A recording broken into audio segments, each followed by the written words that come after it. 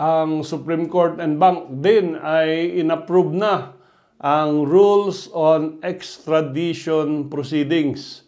At ito ay isang resolution AM number 22-03-29 SC. At nagbigay na siya ng guidelines para consistent, clear, and efficient ang mga pag-issue ng extradition orders, warrants of arrest, hold departure orders, at bail. Ang extradition means the removal of the extraditee from the Philippines from a requesting state or isang bansa, country, and to place them at the disposal of foreign authorities and to hold them in connection with a criminal investigation or case directed against the extraditee para mabigyan ng penalty under the laws of the requesting state, hindi Philippine law. And ang extradition ay applicable sa mga may kaso abroad na nandito sa Philippine territory. Ang guideline dito ay pag merong natanggap ang Pilipinas na extradition request, ang Secretary of Justice or any of the counsels, mga abogado ng Office of the Chief State Counsel, will have to file a verified petition with an extradition court. Usually ito ay isang regional trial court. At pag na-file na doon sa regional trial court, ang exclusive jurisdiction na didinig sa extradition request ay yung korte na na-filean ng petition. Ang RTC ay pwedeng mag-issue ng warrant of arrest para ikulong yung extraditee.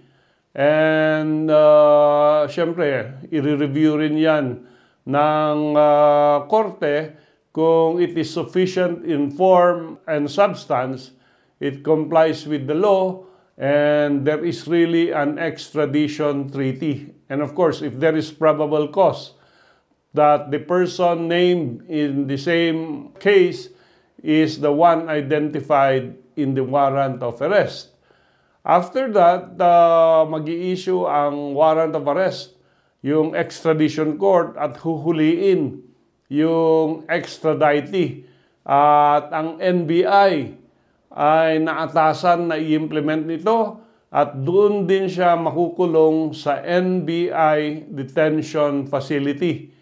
At kung walang NBI detention facility, doon sa usual cells or detention cells ng mga locality where the RTC is holding office.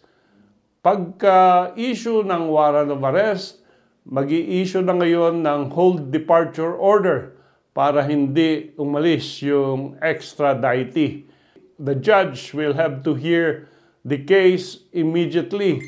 No? Ang i-determine lang yung identity ng tao, tama ba na siya yung taong hinuhuli. Another is, meron bang extradition treaty ang Pilipinas at yung bansa? Yun lang ang dinidinig dito. Hindi na dinidinig whether the extraditee is guilty or not guilty in the charge.